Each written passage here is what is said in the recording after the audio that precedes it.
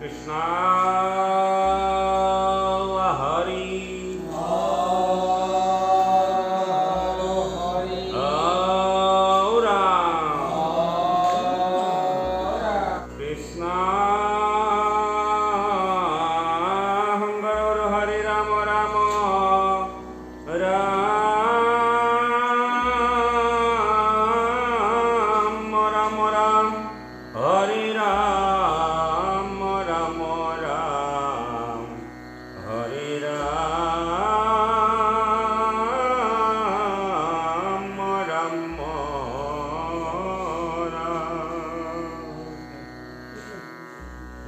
जय गुरु हंकर हर गुना जागरी नहीं के उपाम दो हरि शरण रेणु भगवती बाई को नाम दो हरि शरण रेणु भगवती बाई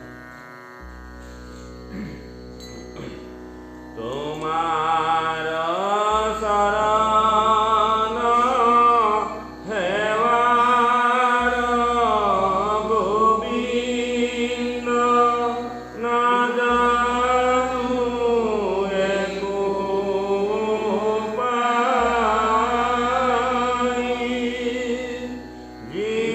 जीवते हेवात रहिब करुणा करिते हरि जुराई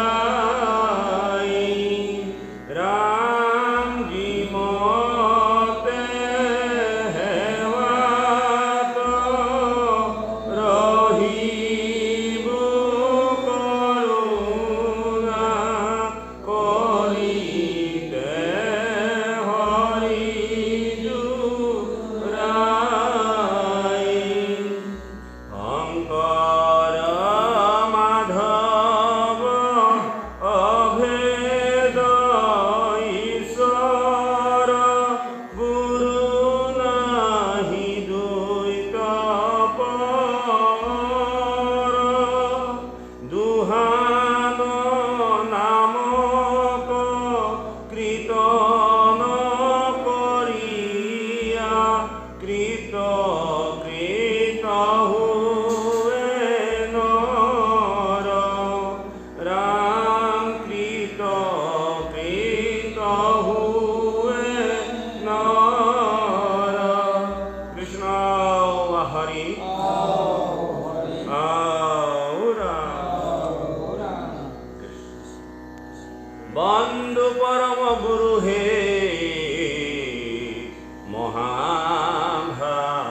महाभागवत कृपा करा कृपामय धरु शरण कहे बंधु परम गुरु हे प्रथम द्वितीय स्कंधे शरण दूत तृतीय चतुर्थे द्वार हुए गुरुद এহে নাভি দেখে পঞ্চম ষষ্ঠ বৈক্ষস্থল সপ্তমে অষ্টমে কর কমল যুগল বন্ধু পরম গুরু হে মহাভাগবত কন্ত দেখে নবম দশমে যার তুণ্ড একাদশে ললাট দ্বাদশে ভৈল মুণ্ড হেন ভাগবত মূর্তি অতি মনোহর রমালহ দিখ বর্ণ শ্যাম কলে বর হে বন্ধু পরম গুরু হে মহাভাগবত কৃপা করা কৃপাময় ধরু শরণত হে বন্ধু পরম গুরু হে বন্ধু পরম গুরু হে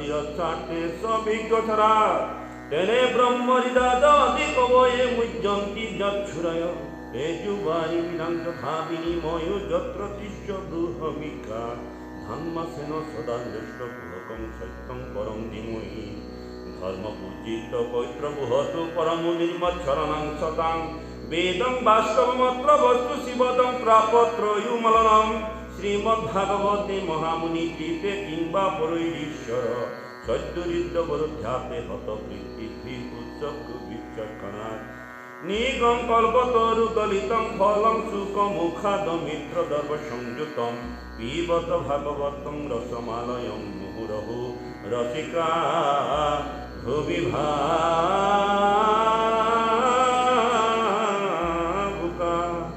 ওম নমো ভগবতে বাসুদেবায়।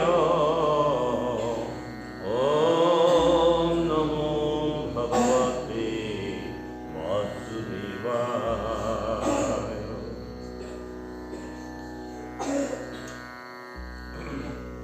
জয় জয় কৃষ্ণ কৃপা মায়া মহেশ্বর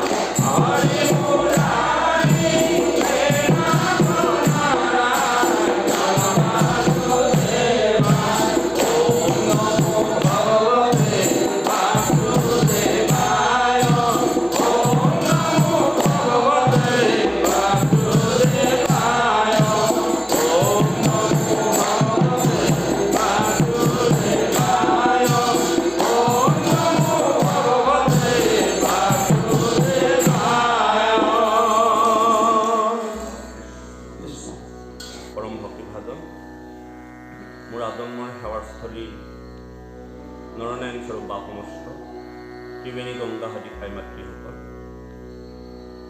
দেশ জাতি মেৰুদণ্ড স্বৰূপ মোৰ কণ ভাইটি ভণ্টিসকল, উঠি অহা নৱ প্ৰজন্ম, জয় জয়তে আপোনাৰ হ'ব।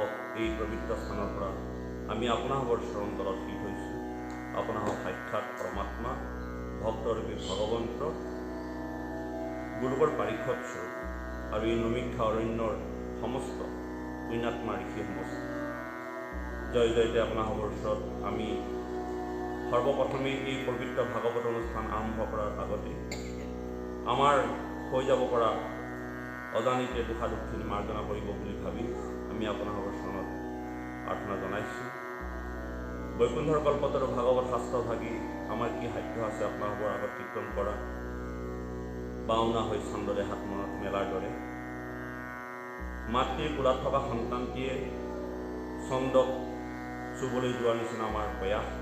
সেয়েহে আপোনালোক সন্ত মহন্তসকল, আপোনালোকে আমাৰ প্ৰতি এক বিন্দু কৃপা দৃষ্টি প্ৰদান কৰি আমাৰ অজানিতে হৈ যোৱা ভুল ত্ৰুটিৰ প্ৰতি আপোনালোকে মাৰ্জনা কৰিব বুলি আমি সৰ্বপ্ৰথমে আপোনালোকৰ চৰণত শিল হৈ শতকোটি অপৰাধ মাৰ্জনা বিচাৰি আজি পবিত্ৰ এই মহাভাগৱত অনুষ্ঠান ভাগ আমি আৰম্ভ কৰিবলৈ আগবাঢ়িছোঁ।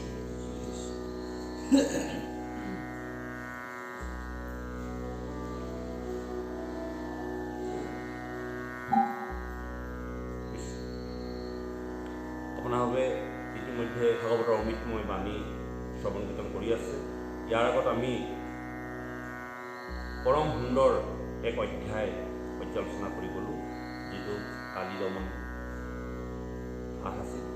কিন্তু সেই কালী দমন পাঠৰে কিছু অংশ ছবি থাকি গৈছিল, ৩০ অধ্যায়।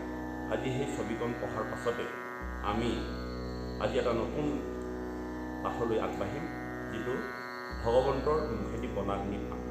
বনাগ্নি মানে বন যোগ অগ্নি, বনত লগা জুই ভগৱন্তে কেনেকৈ নিজ মুখেৰে পান কৰিছিল সেই সম্পৰ্কে আজি আমি পৰ্যালোচনা কৰিম। কৃষ্ণ ৩০ অধ্যায় ছবি।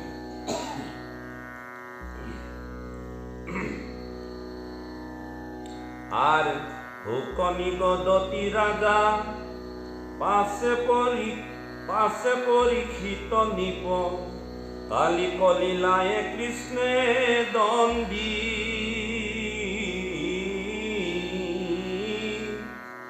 তীৰক পাইলন্ত আহি মুখত ইখত হাঁহি দিব্য অলংকাৰে দেহ মন্দিৰ হে ৰাম দেখি গোপ গোপী সংগে আতি উল্লসিল ৰংগে প্ৰাণ পাইলে যেন তনু গণ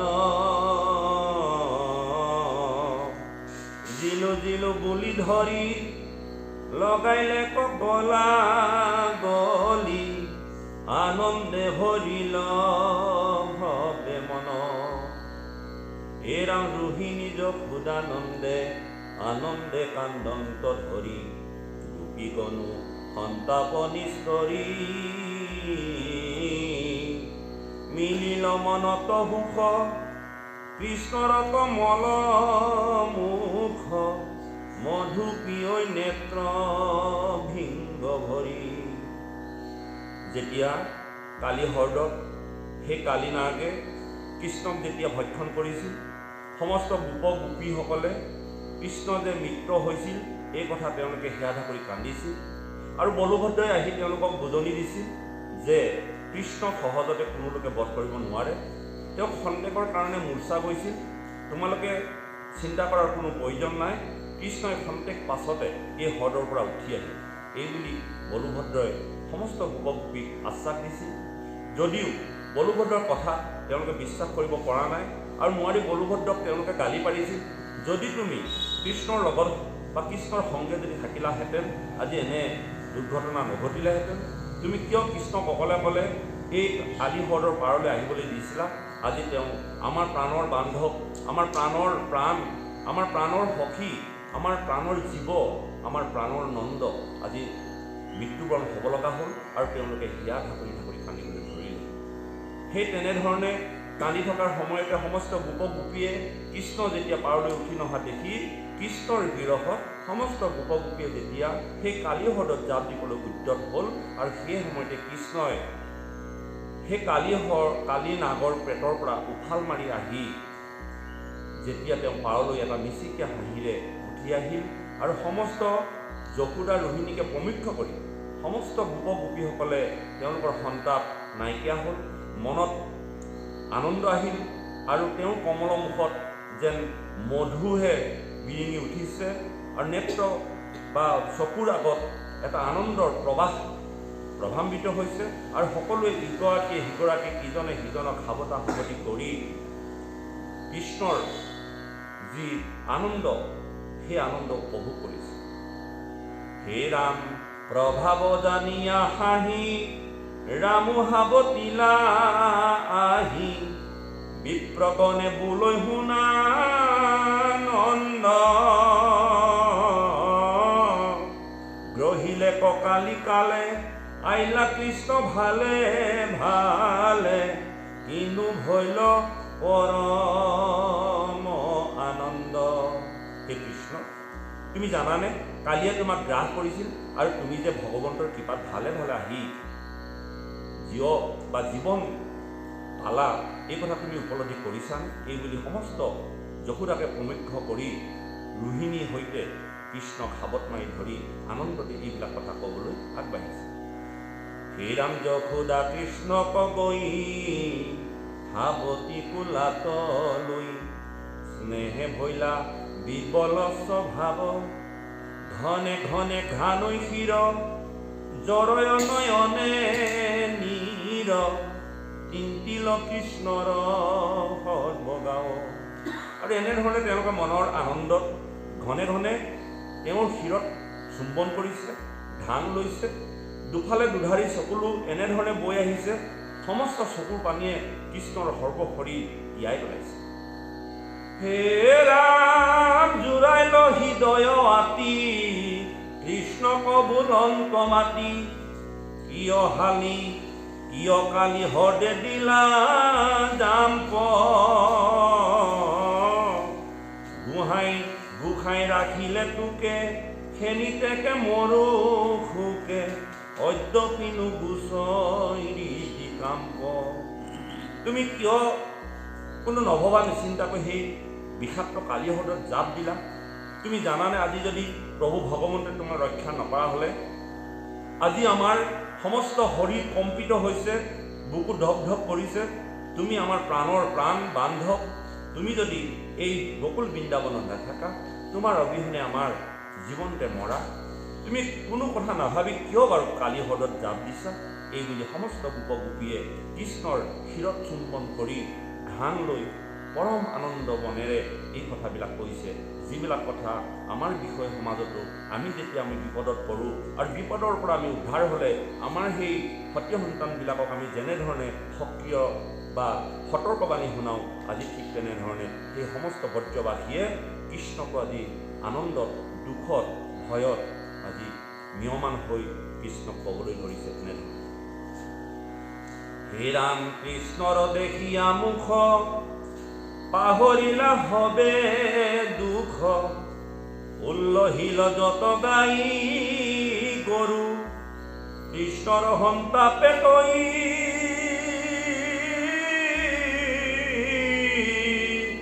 আছিলে ক জীৱা জয়ী পিঞ্জৰি মঞ্জুৰই হবে তৰু।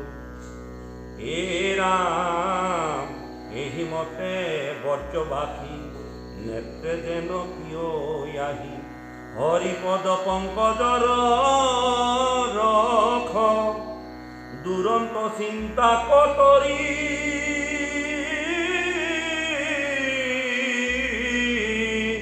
আনন্দে হৃদয় ভৰি কৰয়াতি উল্লখ মালখ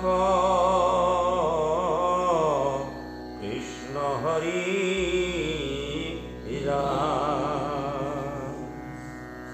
এনেধৰণে ব্ৰজবাসীয়ে কৃষ্ণক পাই আনন্দৰে বিফল হৈ আৰু আগলৈ যে এনেধৰণে নহয় এই কথা চিন্তা কৰি কৃষ্ণ সতৰ্কবাণী দি পেলাই সেই কালি দমন সেই পাঠটি ইমানতে সমাপ্তি ঘটিছে। এতিয়া আহিলে আমাৰ এটা নতুন পাঠ, সপ্ততিংশ অধ্যায় গুলৰী বনাগ্নি পাঠ। আৰ অনন্তৰে তৈতে আনন্দে আসন্তে ৰাতি অন্ধকাৰ হইল কৃষ্ণৰ লগত গোপ গোপী যত যমুনা তীৰতে ৰইল এৰাম শুদ্ধায়ে কৃষ্ণায় হাৰ শান্তি গুয়া হৰি নিন্দা কইল আতি বেৰিয়া বনত বিপুল অগনি লাগিল দুভাগৰাতি গিৰ গিৰ ৰুলে বায়ুৰ আন্দোলে চিন্দি চিন্দিয়া হৈ জুই হাপাখ লাগিল ঘুমতি ভাগিল জাগিল বিচুতি হুই বন্নিৰ প্ৰভাৱ দেখি কাম্পই গাঁও নিশ্চয় মিলৈ মৰণ পায়া মহাভয় গোপ গোপী ছয় কৃষ্ণতে লৈলে শৰণ ত্ৰাহি হে কৃষ্ণ প্ৰভু কৃপাময় ভয়ে ধাতু গইল উৰি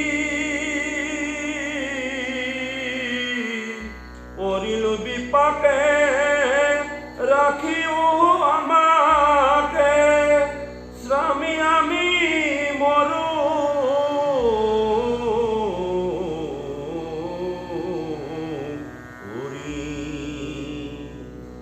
সেইদিনা সেই কালি হ্ৰদৰ পাৰত কৃষ্ণক অপেক্ষা কৰি সমস্ত ব্ৰজবাসীয়ে ক্ৰন্দনত হিয়া ধৰি কান্দি কান্দি কৃষ্ণ যেতিয়ালৈকে হ্ৰদৰ পাৰলৈ নাহিলে তেতিয়ালৈকে তেওঁলোকে হ্ৰদৰ পাৰতে থাকোঁতে থাকোঁতে বেলি ভাটি দিলে, বেলি ডুবিলে আৰু কৃষ্ণ যেতিয়া হ্ৰদৰ পাৰৰ পৰা উঠি আহিছে তেতিয়া সন্ধ্যা হৈছে।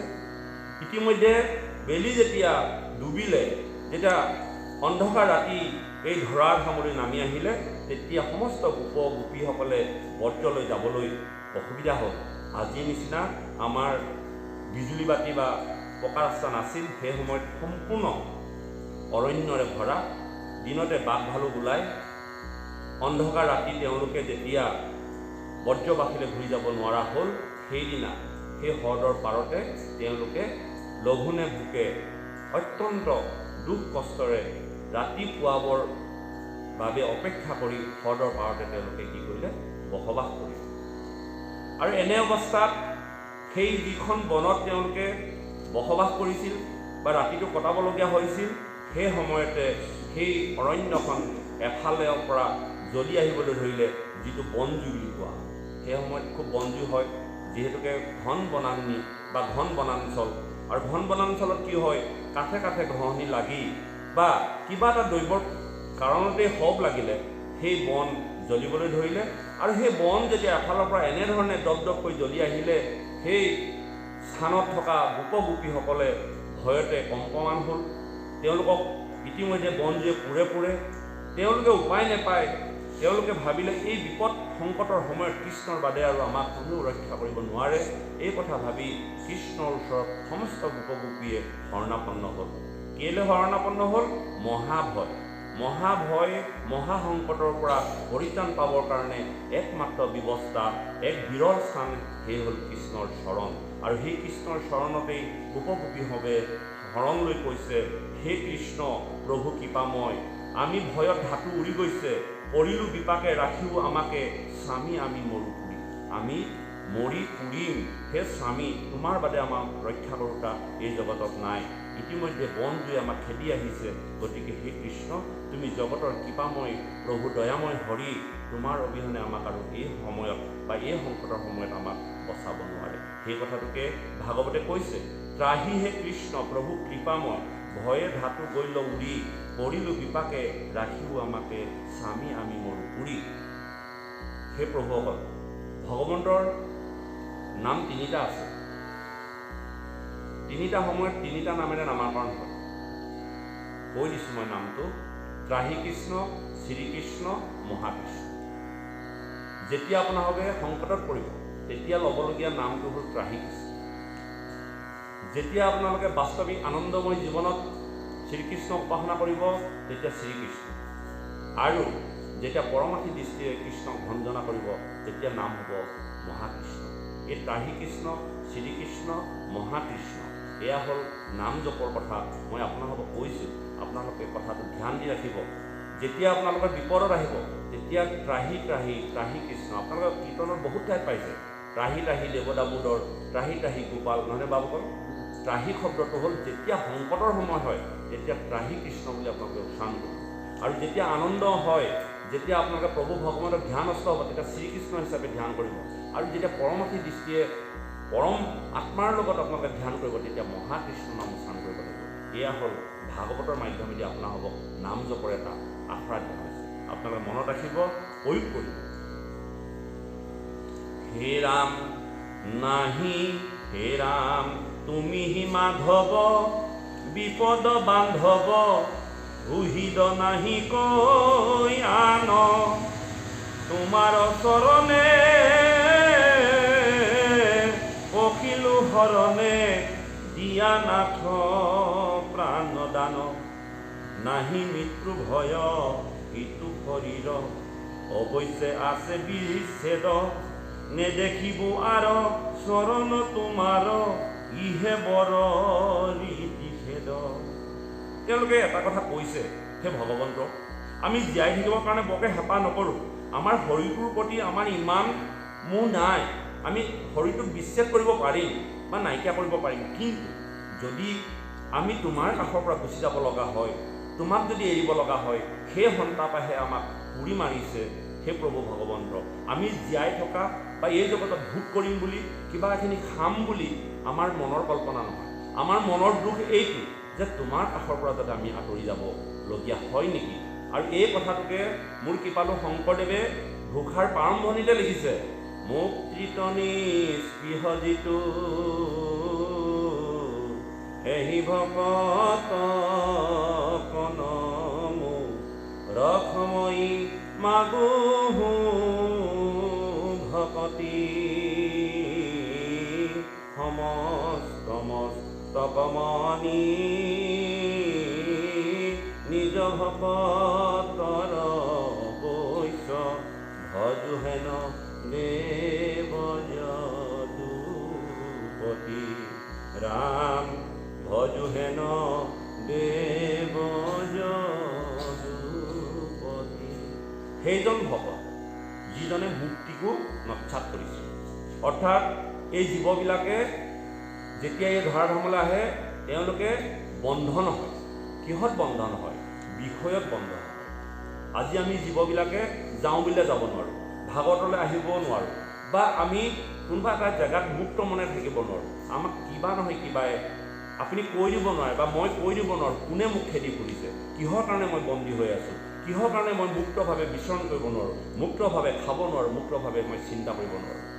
ইয়াৰ কাৰণ আমি চাৰিটা কাৰণত আমি আবদ্ধ হৈ আছোঁ: ভয়, নিদ্ৰা, মৈথুন আৰু আহাৰ। আমি আহাৰৰ কাৰণে ঘূৰিবই লাগিব, খেতি কৰিবই লাগিব, কৰ্ম কৰিবই লাগিব। আমাৰ ভয় আছে, মৃত্যুৰ ভয় আছে, জানোচোন আমি মৰিম। আমি টোপনি আছে, আমাৰ নিদ্ৰা আছে, আৰু আমাৰ কি আছে? মৈথুন। আমি সংসাৰ পাতিবই লাগিব, আমি জীৱক জন্ম দিবই লাগিব।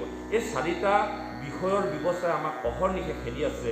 এই চাৰিটা বিষয়ৰ পৰা আমি যদি মুক্ত হ'ব পাৰোঁ, সেইদিনাই হ'ব আমাৰ প্ৰত্যেকজন জীৱই আনন্দস্বৰূপ।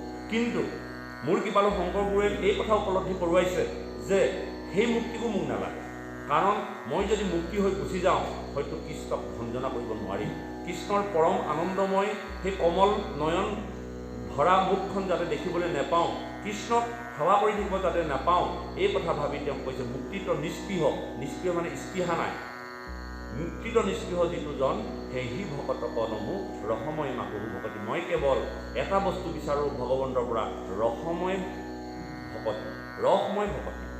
এনেই ভকতি নহয়, ৰসযুক্ত ভক্তি যাতে মোক প্ৰদান কৰে, যাতে উদ্ধৱেও সেই কথা কৈছে বা বিভিন্ন ভকতসকলেও এই কথা কৈছে, মোৰ কৃপালু শংকৰ গুৰুজনায়ো কৈছে, যদি মই মৃত্যুবৰণ কৰিব লগাই বা মোৰ পাপৰ কাৰণে যদি মই নৰকো ভুঞ্জিব লগা হয়, হে প্ৰভু তুমি এইকণ কৃপা কৰা যাতে নৰকত থাকি মই তোমাৰ নাম স্মৰণ কৰিব পাৰোঁ, এইকণ তুমি সুবিধা যদি কৰি দিব পাৰা, লাগিলে মোক নৰককে তুমি দিয়া, মোক নালাগে বৈকুণ্ঠখন, নালাগে মোক স্বৰ্গ, নালাগে মোক সুখ, যদি তুমি দুখ দিয়া, দুখৰ উপৰি দুখ দিয়া, যাতে সেই দুখৰ সময়ত মই যাতে তোমাক স্মৰণ কৰিব পাৰোঁ, এইকণ কৃপা কৰিলে হ'ব।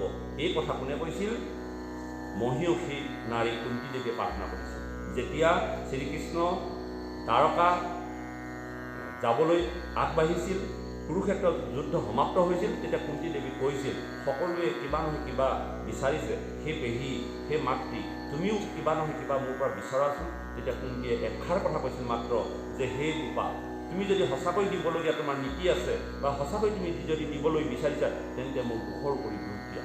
তেতিয়া যুধিষ্ঠিৰে সমীক্ষ কৰি পঞ্চ পাণ্ডৱে জাঙুৰ খাই উঠিল, হে মাতৃ কি কোৱা, গোটেই জীৱন তুমি বনত ঘূৰি ঘূৰি কিমান কষ্ট, কিমান লাঞ্ছনা, কিমান দুখ পালা, এতিয়া আমি কুৰুক্ষেত্ৰ যুদ্ধৰ সমাপ্তিত আমাৰ দাদা একচ্ছত্ৰী ৰজা হৈছে আৰু তুমি ৰাজমাতা হ'বা, তুমি সুখে শান্তিৰে বসবাস কৰা, এতিয়া আকৌ তুমি কিয় দুখ বিচাৰি? তেতিয়া কুন্তীয়ে কৈছে, চোৱা, যেতিয়া মানুহৰ ঐশ্বৰ্য আহে, যেতিয়া মানুহৰ ধন আশা থাকে, যেতিয়া মানুহৰ সুখ থাকে, সেই সুখৰ সময়ত কৃষ্ণক উপলব্ধি নকৰে, কৃষ্ণক পাহৰি যায়। হয়, সেই কথা আমাৰ জীৱনতো পাইছোঁ। যেতিয়া আমাৰ জীৱনত টকাৰে ভৰি পৰে, যেতিয়া জীৱনত আমাৰ সুখ আহে, যেতিয়া জীৱনত আমাৰ আনন্দ আহে, তেতিয়া আমি হৰিক স্মৰণ কৰিব লাগে বুলি এই কথা আমি পাহৰি যাওঁ। আমাৰ মাজত দেখিছোঁ বা আমাৰো হৈছে এনেকুৱা, নহয়নে বাৰু? আমি যেতিয়াই আনন্দ আহে, যেতিয়াই আমাৰ ধন টকা পইচা বেছি হৈ যায়, তেতিয়াই ঈশ্বৰক আমি ভাজিবৰ কাৰণে সময় উলিয়াব নোৱাৰোঁ। কেলৈ সময় উলিয়াব নোৱাৰোঁ? কিয়? অৰ্থাৎ আমাৰ সেই ধন ধানৰ হিচাপখিনি কৰিব লাগিব, সেই ধন ধানখিনি নিয়োগ কৰিব লাগিব, সেই ধন ধানখিনি পৰিচালনা কৰিব লাগিব, আৰু সেইখিনি আমাক ঈশ্বৰৰ পৰা বিৰত কৰি আহে।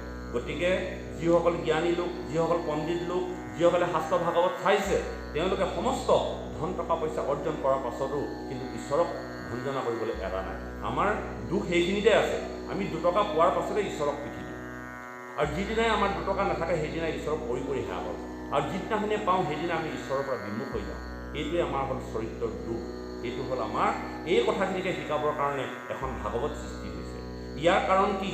ইয়াৰ কাৰণ আমাৰ মন। আমাৰ মন যদি শক্তিশালী নহয়, আমাৰ মন যদি স্বাস্থ্যৱান নহয়, আৰু এই মনৰ দ্বাৰাই আমাক সমস্ত এই কথাবিলাকৰ পৰা বিৰত কৰি ৰাখে।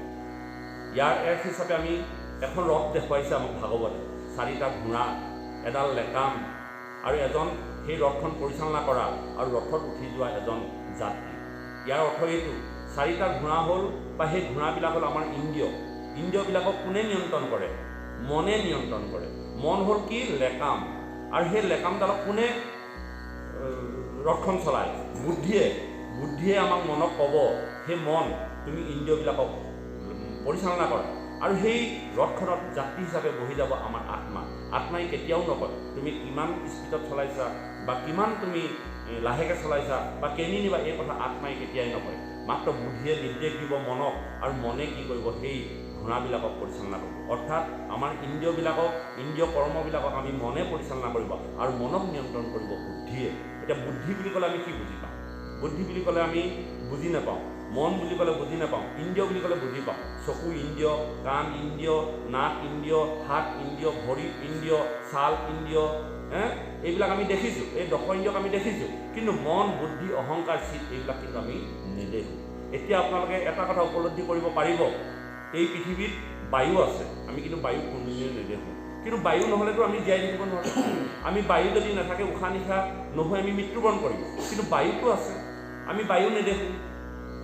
আৰু এই তেনেধৰণে আমাৰ শৰীৰত মন, বুদ্ধি, অহংকাৰ তেনেধৰণে ব্যক্তি হৈ আছে, যিটো বস্তু নহ'লে আমাৰ এই 10 ইন্দ্ৰিয়যুক্ত ৰথখন আমি চলাব নোৱাৰোঁ। গতিকে মন আমাৰ ভিতৰতে আছে। মনৰ ব্যৱস্থা হ'ল কৰিম নকৰিম, কোনো কথা সিদ্ধান্ত কৰিব নোৱাৰা ব্যৱস্থাটো হ'ল আমাৰ মন। আৰু বুদ্ধি হ'ল যে এই কামটোকে কৰিম বুলি যেতিয়াই সিদ্ধান্ত ল'ব, সেই ব্যৱস্থাটো হ'ল বুদ্ধি।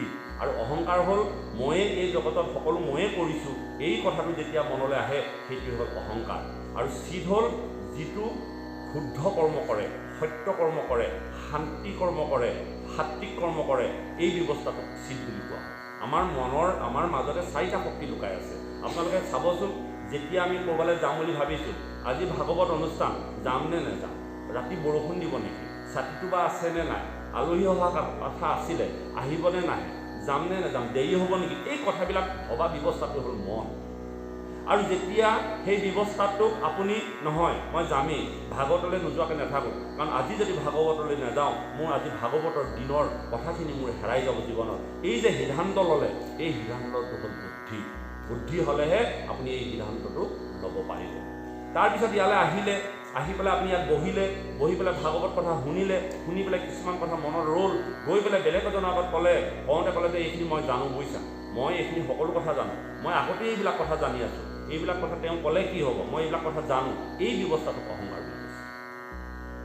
একেটা কথা ঠিক যেতিয়া আপুনি এই কথাখিনি জানি আপোনাৰ জীৱনৰ সৎ পথত সাত্বিক পদ্ধতিত এই ভাগৱতৰ কথাবিলাক যেতিয়া ৰূপায়ণ কৰিব বা মনত যেতিয়া সাত্বিকতা আহিব যে মই এইখিনি কৰাটো ভুল হৈছে নেকি, মই সদায় নৰ্মভাৱে থাকিম, বিনৰ্মভাৱে থাকিম, এই কথাখিনি চিন্তা কৰা ব্যৱস্থাটো হ'ল চিত।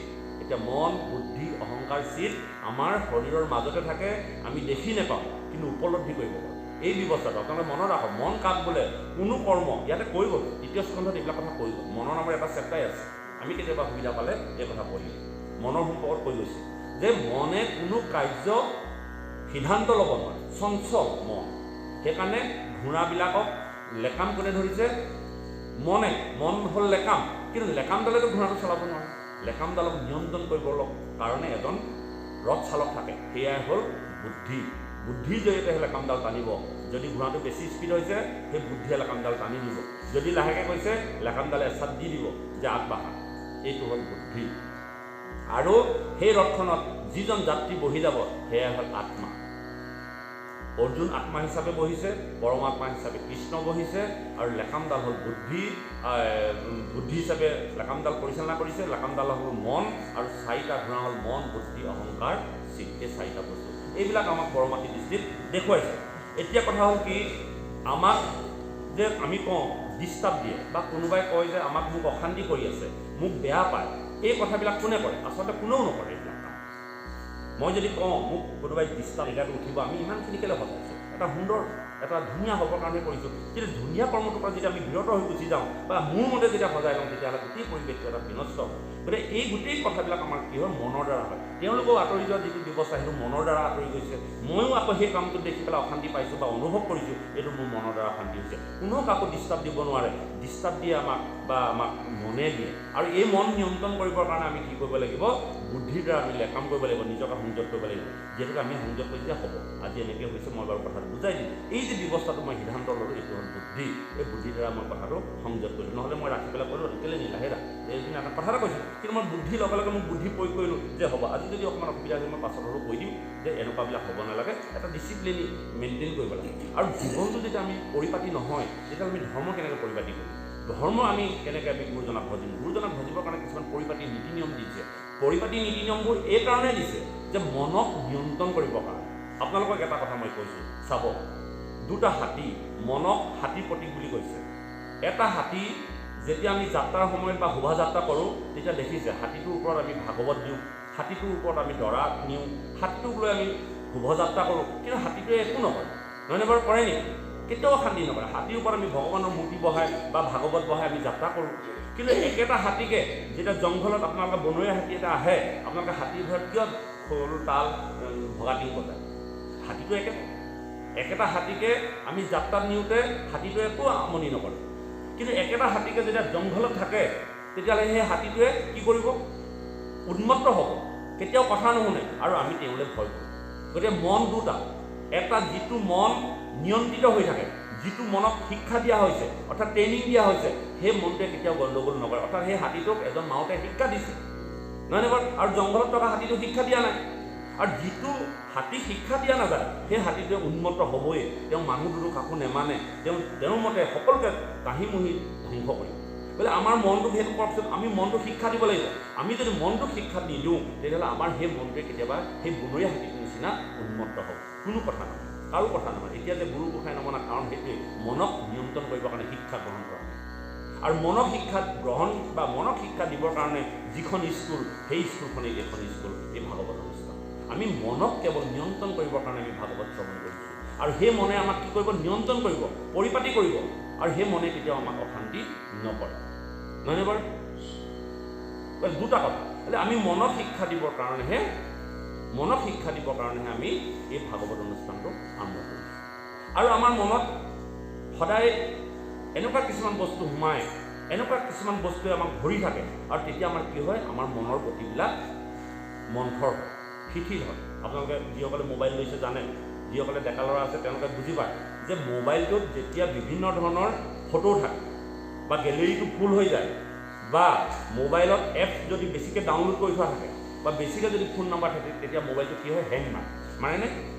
আৰু যেতিয়া সেই মোবাইলটো ভাল কৰিবলৈ হ'লে কি কৰিব লাগিব? আমি ফৰ্মেট মাৰিব লাগিব, আৰু সেই কিছুমান গেলেৰী বা ফটো ডাউনলোড বা ডিলিট কৰি দিব লাগিব, আৰু ডিলিট কৰিলে মোবাইলটো আকৌ পুনৰ সক্ৰিয় হয়। ঠিক তেনেকৈ আমাৰ জীৱনত আমাৰ বিষয় সংসাৰৰ কথাবিলাকে এনেকৈ ধৰণে আমাৰ গেলেৰীবিলাক ফুল হৈ গৈছে, আমাৰ মেমৰিখন এনেধৰণে ফুল হৈ গৈছে, এটা সময়ত আমাৰ মনবিলাক হেং মাৰে। আৰু হেং মৰাৰ কাৰণে আমি ভাগৱতলৈ যাম নে নামেই যাম নে, ভাগৱতত থাকি কি কৰিম, কোনটো উচিত কোনটো অনুচিত, এই কথাবিলাক আমি উপলব্ধি কৰিব নোৱাৰোঁ। আৰু এই কথাবিলাক উপলব্ধি কৰিবলৈ হ'লে আমি কি কৰিব লাগিব? আমাৰ মনৰ পৰা কিছুমান বস্তু ডিলিট কৰিব লাগিব।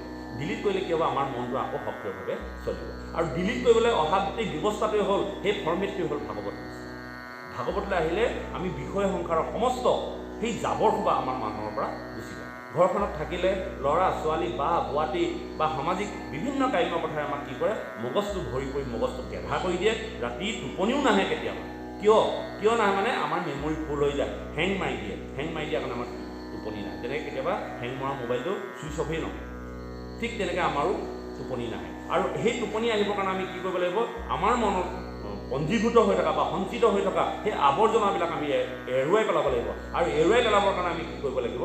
নাম গাব লাগিব, ৰাম নাম জপ কৰিব লাগিব, ভাগৱত পঢ়িব লাগিব, সাধুৰ সংগত আহিব লাগিব, আৰু নিয়মানুৱৰ্তিতা ৰক্ষা কৰিব লাগিব, পৰিপাটি হ'ব লাগিব, সময়ৰ সৎব্যৱহাৰ জানিব লাগিব। শনিবাৰ দিনটোত ভাগৱত আছে, সকলোৱে একমকমিকৈ সোনকালে আহিব লাগিব, যিহেতুকে আমি দেৰি হ'লে আমাৰ অসুবিধা হয়। বিভিন্ন কাইলৈ অনুষ্ঠান আছে, আৰু আজি যদি আহোঁতেই যদি আমি দেৰি কৰোঁ, তেতিয়াহ'লে আমি ভাগৱত আমাৰ নাযায়। সদায় এখিলা বা এটা চেপ্টাৰ পঢ়ি ভাগৱত এদায় কৰিবলৈ 10 বছৰ লাগে। গতিকে সোনকালে আহক, সময়ৰ প্ৰতি লক্ষ্য ৰাখক, ডিচিপ্লিনকৈ বহিব লাগে, য'ত যেনেধৰণে বহিব লাগে তেনেধৰণে বহোঁ। আমি মনক ট্ৰেইনিং দিওঁ, আৰু এই মনটোৱে আমাৰ য'ত খায়, আৰু মনক ট্ৰেইনিং দিলেহে আমি সেই যাত্ৰাৰ পথত হাতীটো যেনেকৈ লৈ যাব পাৰোঁ, ঠিক তেনেধৰণে আমাৰো এই জীৱন যিটো গতি, সেই গতিত আমি আমাৰ দেহটো লৈ গৈ থাকিব পাৰিম। নহ'লে আমাৰ কি হ'ব? সেই উদণ্ড জংঘলৰ হাতীটোৰ নিচিনা, বনৰীয়া হাতীটোৰ নিচিনা ঘৰ দুৱাৰ ভাঙি লণ্ড ভণ্ড কৰিব। কৃষ্ণ। হে ৰাম নাহি মিত্ৰ ভয় ইটো শৰীৰ, অৱশ্যে আছে বিচ্ছেদ, নেদেখিব আৰু চৰণ তোমাৰ, ইহে বৰ বিভেদ। সেইটোৱে আমাৰ হৃদয়ৰ খেদ। যদি আমি মৃত্যুবৰণ কৰোঁ, তোমাৰ চৰণ চিন্তি থাকিব নোৱাৰোঁ। গতিকে আমাৰ শৰীৰটো নাইকিয়া হৈ গ'লে তাত কোনো আমাৰ খেদ নাই। হে ৰাম ভকতৰ ধন আমাৰো জীৱন, ইহে সংসাৰতে হাৰ, জানি ভয় হাৰি তেজিতে নপাৰি, চৰণ আৰতু মাৰ।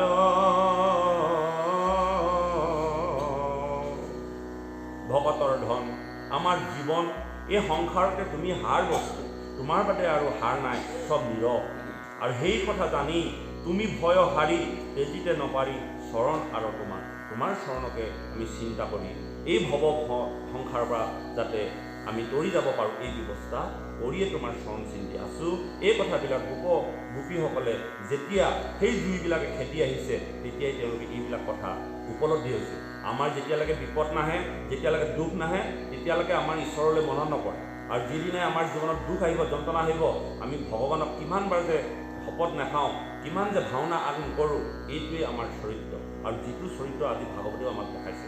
আচলতে যেতিয়া বিপদ আহে, তেতিয়া ঈশ্বৰক ভজাতকৈ বিপদ নাহোঁতে আপুনি ভজি থৈ দিয়ক, ঈশ্বৰে কিন্তু আপোনাৰ সেই বিপদত আপুনি খাৰা হ'ব।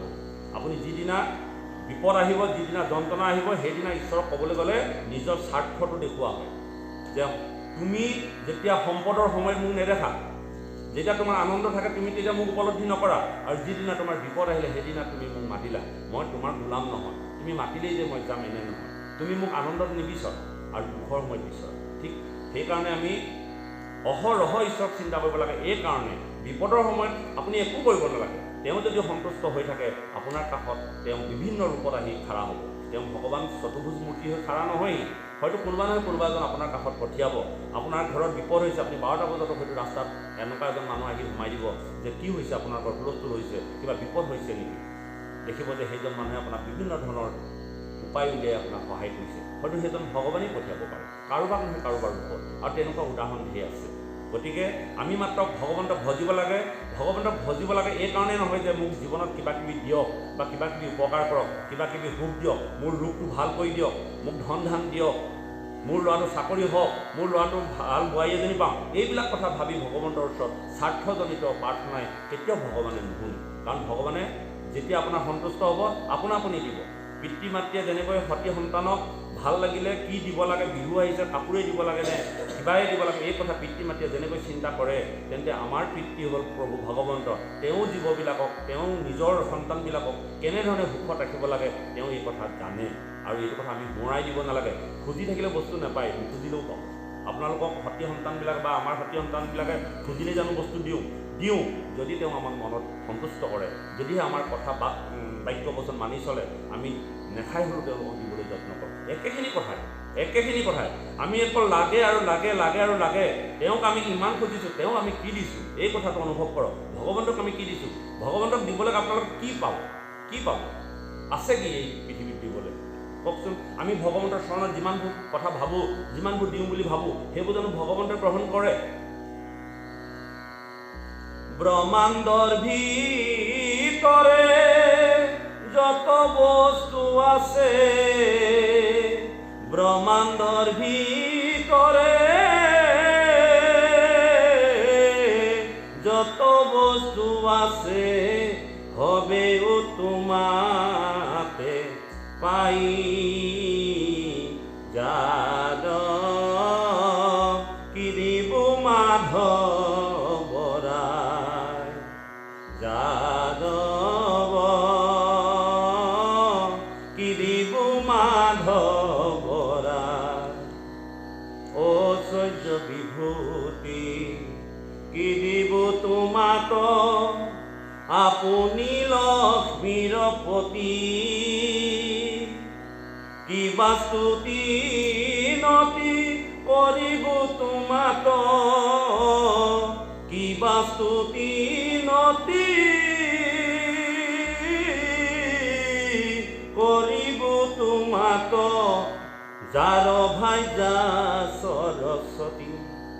ঐশ্বৰ্য বিভূতি দি ভগৱন্তক পুজিম বুলি ভাবি থকাটোৱেই আমাৰ মূৰ্খামি।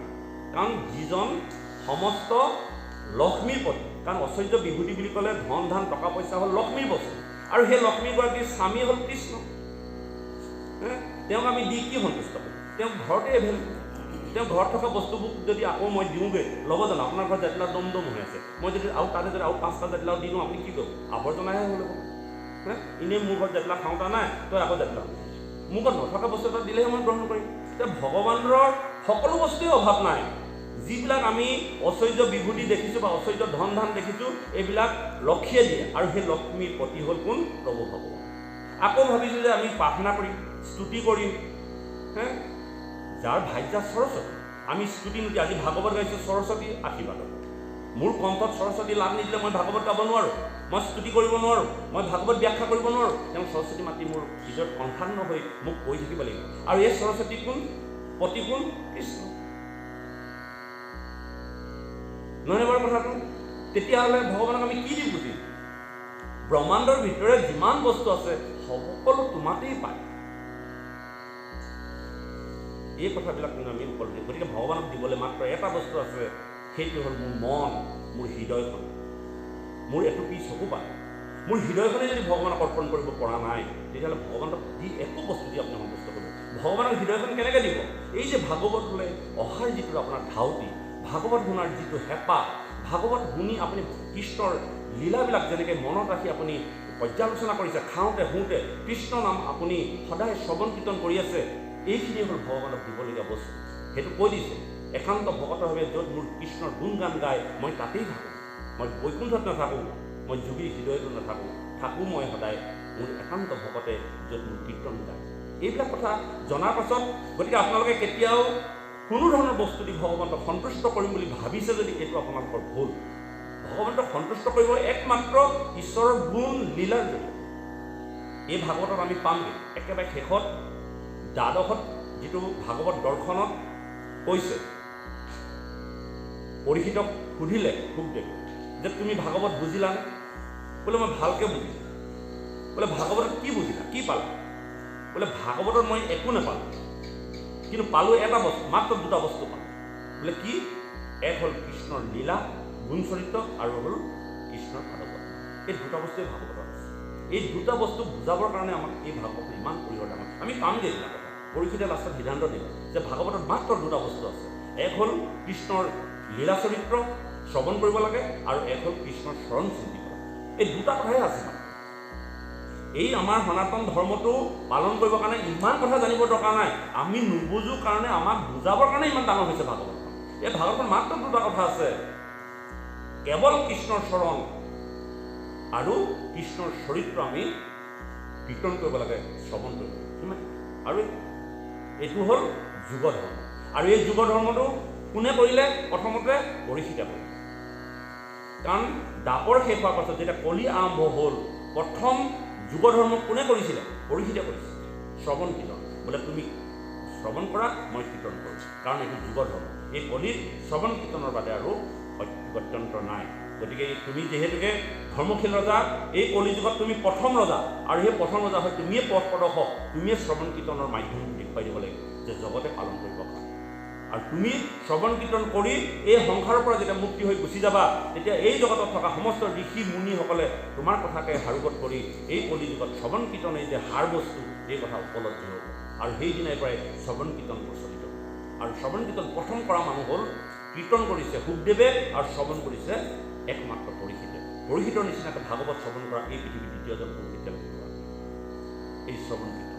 আৰু শ্ৰৱণ কীৰ্তন কৰি তেওঁ 6 দিনৰ ভিতৰত এই দেশ ত্যাগ কৰি বৈকুণ্ঠগামী হৈ গুচি গ'ল। তাত থকা ঋষি মুনিসকলে চাই থাকোঁতে তেওঁলোকে হাজাৰ হাজাৰ যজ্ঞ কৰাৰ পাছতো দেখিলে যে আমি ইমান দিনে কলি আহিব বুলি হাজাৰ হাজাৰ বছৰ যজ্ঞ কৰিলোঁ যে কলিৰ পৰা মুক্ত হ'বৰ কাৰণে, কিন্তু পৰীক্ষিতে এই 6 দিনতে ভাগৱত শ্ৰৱণ কৰি শুকদেৱৰ মুখে তেওঁ বৈকুণ্ঠগামী হৈ গুচি গ'ল। তেওঁ হৰি তাতে পৰি থাকিলে, আত্মা বিলীন হৈ গুচি গ'ল। তেওঁলোকে সিদ্ধ ৰূপ দেখে আত্মা কেনেকৈ যায়। তেতিয়াহে তেওঁ উপলব্ধি হৈছে যে শ্ৰৱণ কীৰ্তনে এই কলি যুগত শ্ৰেষ্ঠ বস্তু, আৰু এই শ্ৰেষ্ঠ বস্তুৰ জৰিয়তে এই জগতত হাৰ বস্তু। আৰু এই হাৰ বস্তুটো কলি যুগতেই নহয়, আগতেও আছিলে সত্য যুগতো আছিলে, আপোনাৰ ত্ৰেতা যুগতো আছিলে, দ্বাপৰ যুগতো আছিলে। কিন্তু এই বস্তুটো ঢাকি থৈছিল। বেদৰ বুকুত বৃত্ত নাই, বৃত্ত মানে সম্পত্তি, বেদত বুকুত কৰি ৰাখি থৈছিল, বেদত বুকুত কৰি ৰাখিছিল। আৰু সেই বেদৰ বুকুত নাৰায়ণ নামটো মোৰ কৃপালু শংকৰদেৱে কি কৰিলে? এই কলি যুগত বেদৰ পৰা উলিয়াই নি আমাক ওপৰতে পাব পৰা ব্যৱস্থা কৰি দিলে।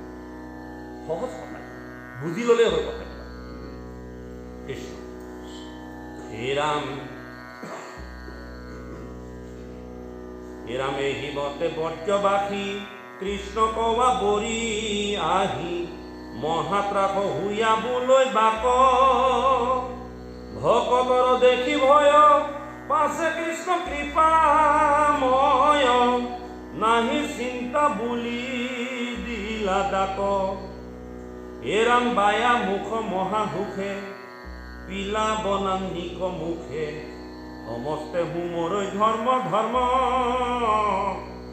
অনন্ত হকতি ধৰ মহেশ্বৰ মাধৱৰ নহি অদ্ভুত ইটো কৰ্ম এৰাম দেখি গোপ গোপী গণে অহয় বিস্ময় মনে নন্দভূত নুহন্ত মানুষ সাক্ষাতে লক্ষ্মীৰ পতি যিটো ভকতৰ গতি এন্তে হেহি পৰম পুৰুষ সাক্ষাতে লক্ষ্মীৰ পতি যিটো ভকতৰ গতি এন্তে হেহি পৰম পুৰুষ কৰিলন্ত অৱতাৰ সন্দীবাংক মহাভাৰ আত্ম কিছু নাহি অন্য কথা। হে ৰাম কৰিলন্ত অৱতাৰ খণ্ডিবন্ত মহাভাৰ আত কিছু নাহি অন্য বথা মাধৱক প্ৰশংসিয়া আনন্দে নধৰৈ হিয়া জুমা জুমি কয়েহি কথা। তেওঁলোকৰ মাজত কৌতূহল হৈছে যে এই কৃষ্ণই যে বনানী প্ৰাণ কৰি দিলে, এই কালিহ্ৰদত থকা কালিক যে দমন কৰিলে, তেওঁ প্ৰকৃততে কোন? তেওঁ ভগৱান নেকি? তেওঁ সেইজনেই নেকি? সেই লক্ষ্মীপতি নাৰায়ণ নেকি? তেওঁ কিবা ছল কৰি অৱতাৰ গ্ৰহণ কৰিছে নেকি?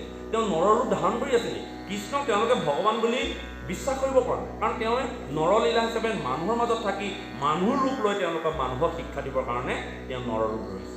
তেওঁ পাৰিলেহেঁতেন চতুৰ্ভুজ মূৰ্তি হৈ বৰ বৃহৎ আমি যিটো আকাৰ ধৰিব নোৱাৰি বা বিভিন্ন ৰূপ ধৰি থাকিব পাৰিলেহেঁতেন, কিন্তু থাকিলে কি হ'ব? তেওঁৰ ওচৰলৈ যাবলৈ ভয় কৰিব। আজি আমি নিসিংহ মূৰ্তি ভাৱ ওলোৱাৰ লগে লগে তেনেকৈ যদি ভগৱন্তে ঐশ্বৰিক মূৰ্তি এটা ধাৰণ কৰি যদি এই জনসমাৱেশত থাকিলেহেঁতেন, কিন্তু মানুহে ভগৱন্তৰ ওচৰত প্ৰেম আনন্দ কৰিব নোৱাৰিলেহেঁতেন। গতিকে ভগৱন্তে কি কৰিলে? তেওঁ মনুষ্যৰ ৰূপ ধাৰণ কৰি মনুষ্যৰ লগত লীলা কৰি মনুষ্যক তেওঁ কৰ্মৰ জৰিয়তে যাতে শিক্ষা দিব পাৰি, এই কথা তেওঁ উপলব্ধি কৰিলে। সেইকাৰণে কয় কিছু লোকে, জনালোকে বোলে ল'ৰাৰ লগত ল'ৰা, বুঢ়াৰ লগত বুঢ়া, বুঢ়াৰ লগত বুঢ়া হৈ কথা পাতিব, বুঢ়াসকলক বুজাব, আৰু ল'ৰাৰ লগত ধেমালি কৰি জ্যেষ্ঠসকলে কি কৰে? ল'ৰাক শিক্ষা দিয়ে। শিক্ষকসকলে কেতিয়াবা ল'ৰাবিলাকক নাচি বাগি শিকায়, তেওঁলোকে মন ভাল লগাৰ কাৰণে। কোনোবাই যদি নাচি ভাল পায়, তেওঁলোকক নাচি নাচি কথাবিলাক শিকায়। কোনোবাই আকৌ নাটক কৰি যদি ভাল পায়, নাটক কৰি পেলাই কথাবিলাক শিকায়। ঠিক মোৰ প্ৰভু কৃষ্ণইও সেই কথাটোকে অনুসৰণ কৰিছে যে এই নৰ সমাজত মই নৰৰূপ ধাৰণ কৰি নৰসকলে যেনেধৰণে জীৱন যাপন কৰে, এই কথা চিন্তা কৰি তেওঁলোকৰ মাজত মই মোৰ ধৰ্মটো মই প্ৰচাৰ কৰি থৈ গুচি যাম। আমি ধৰ্ম প্ৰচাৰ কৰিবলৈ হ'লে যদি আমি এখন অশিক্ষিত সমাজত ধৰ্ম প্ৰচাৰ কৰিবলৈ যাওঁ, প্ৰথমতে সেই অশিক্ষিত সমাজৰ ধৰ্মটো কেনেধৰণে চলিছে এই কথা উপলব্ধি কৰি তেওঁলোকৰ মাজত আমি তেওঁলোকৰ মতে সোমাই পেলাই আমি ধৰ্ম প্ৰচাৰ কৰিব লাগিব। পোনপ্ৰথমে গৈ যদি মোৰ নীতি আদৰ্শক কৈ দিওঁ, তেতিয়াহ'লে কেতিয়াও সেই কথা আগবাঢ়িব নোৱাৰে। এই কথাটো কিন্তু এতিয়া ভগৱন্ত প্ৰভুৱে এই কথা উপলব্ধি কৰি যে সেই চহা জীৱনৰ, সেই গাঁৱলীয়া জীৱনৰ কেনেধৰণে তেওঁলোকে জীৱন নিৰ্বাহ কৰে, তেনেধৰণে তেওঁলোকে সেই গৰখীয়াৰ লগত গৰখীয়া হৈ আছে, সেই গোপীসকলৰ লগত গোপী হিচাপে আছে। তেওঁ থাকি তেওঁ জীৱন নিৰ্বাহ কৰি পেলাই তেওঁ কি কৰিছে? তেওঁ ধৰ্মটো প্ৰচাৰ কৰিছে। আৰু এই ধৰ্মটো প্ৰচাৰ কৰিবলৈ যাওঁতে তেওঁ কি কৰিছে?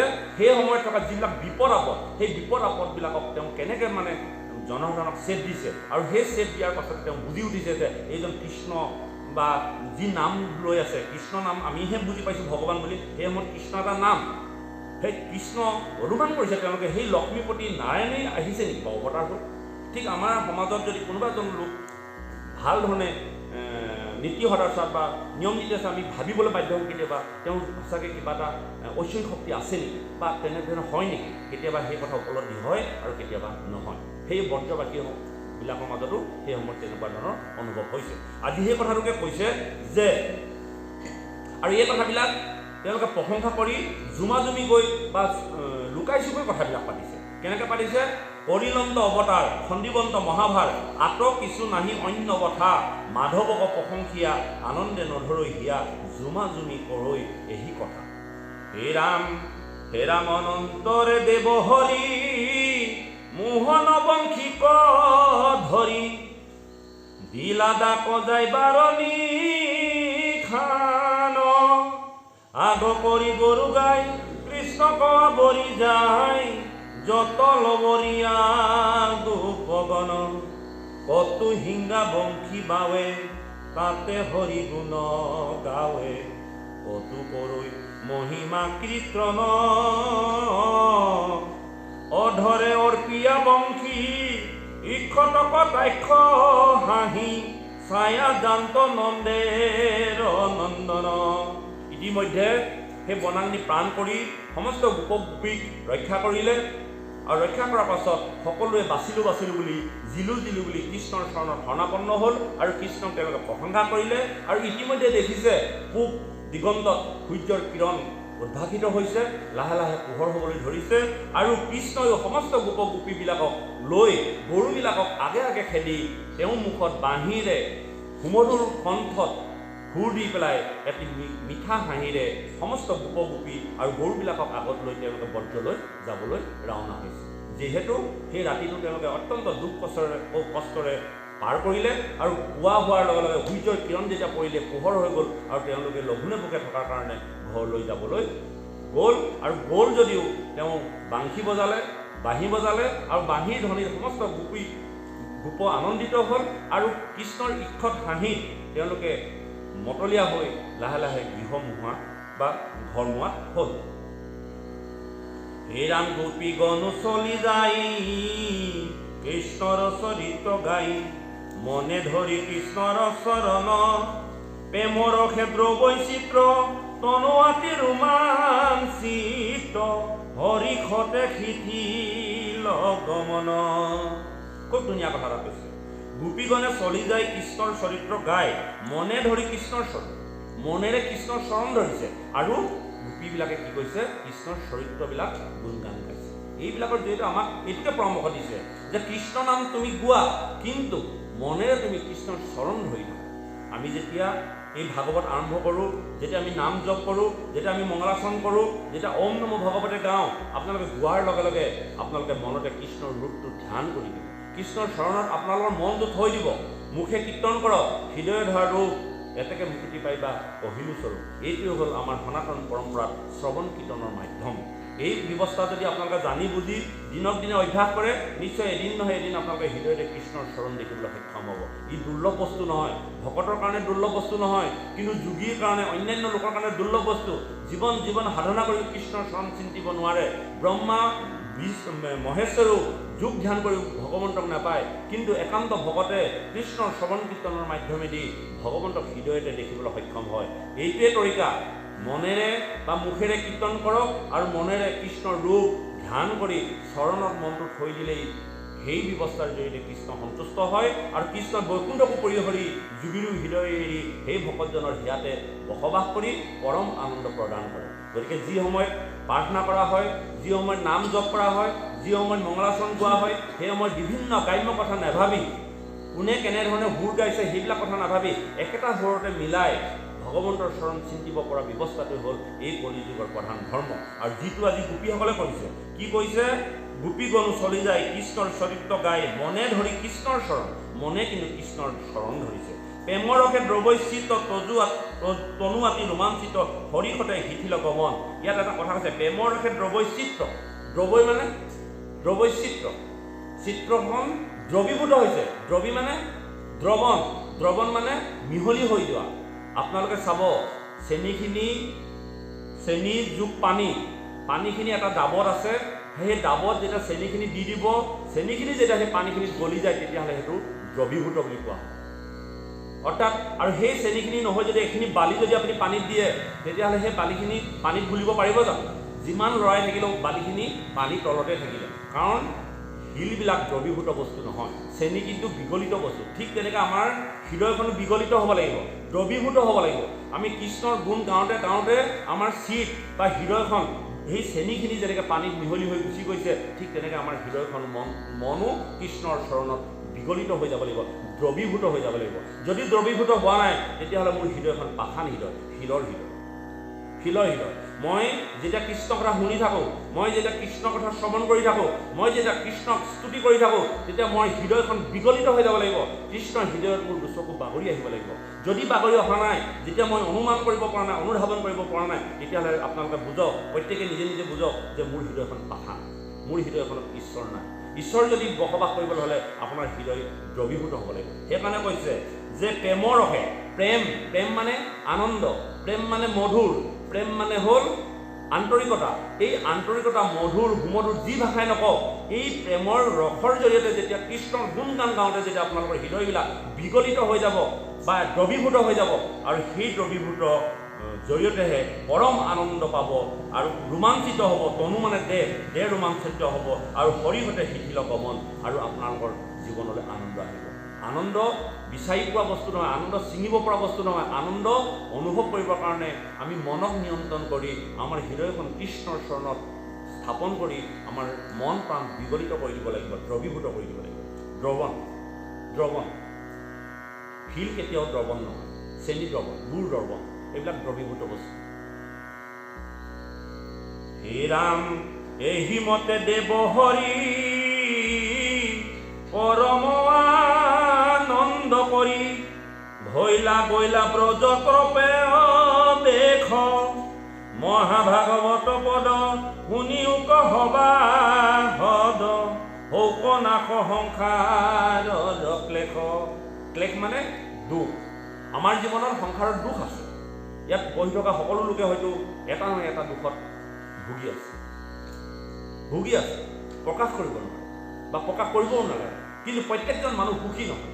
যদি সুখী হ'লহেঁতেন তেতিয়াহ'লে ইমান দুখ কষ্ট কৰি থাকিব নালাগিলেহেঁতেন।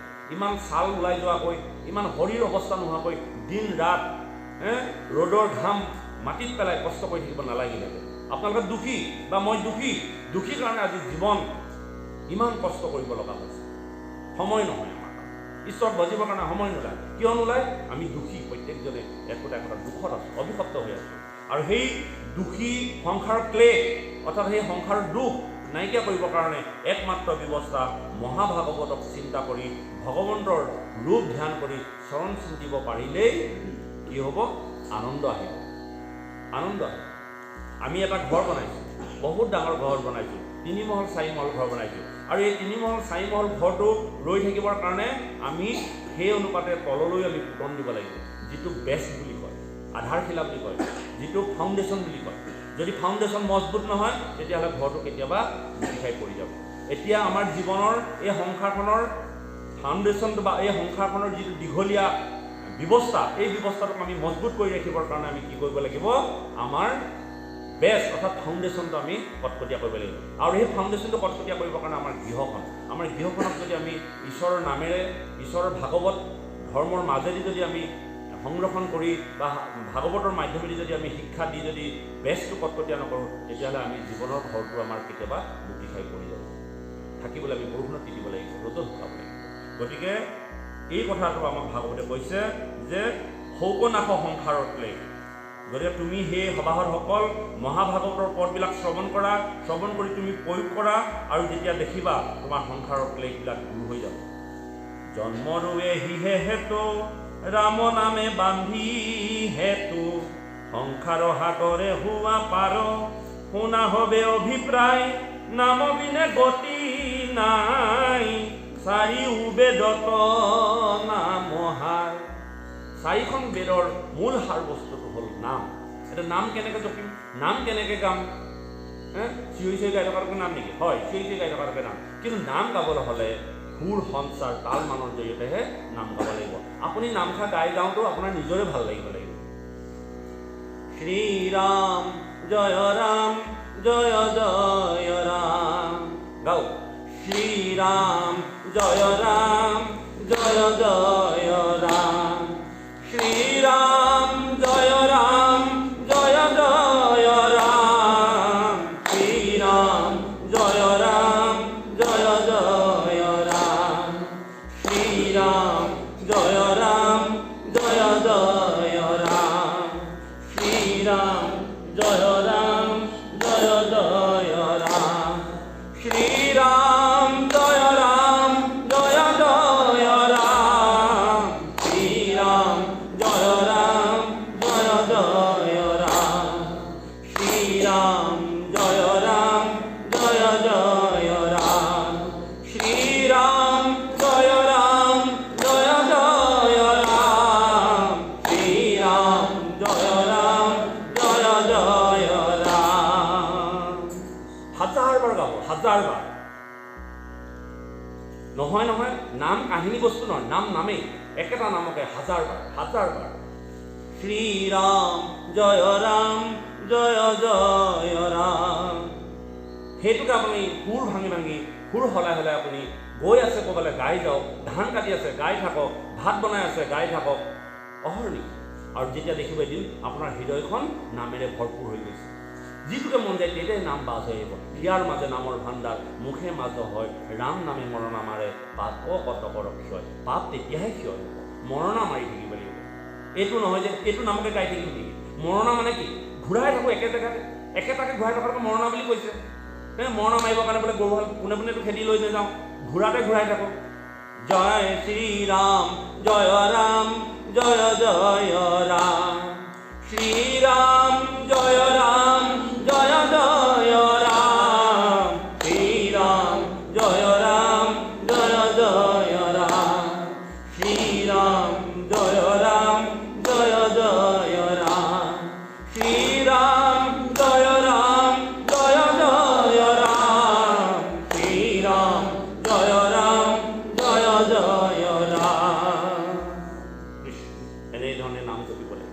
1000 সেইকাৰণে মালাবিলাকত শইকীয়া মালা হাজাৰীয়া মালা থাকে 1000 গুটি থাকে এই 1000 নাম যে মোৰ জপ হৈছে ভুল নালাগিব কাৰণে মালাৰ ধাত বিশেষ বস্তু একো নাই কিন্তু মাত্ৰ জপি যাওঁতে যাতে মোৰ ভুল নহয় 1000 বাৰ নাম মই জপিছোঁ নাই এইটোৱে হ'ল নাম জপ কৃষ্ণ হে ৰাম আনি আন পৰিহৰি সুদিহ বিশ্বাস কৰি লোৱা নামতে জীয়ান কাম চলিবা বৈকুণ্ঠ লোক পুৰুষ উদ্ধাৰ হৌক নিৰন্তৰে বোলা ৰাম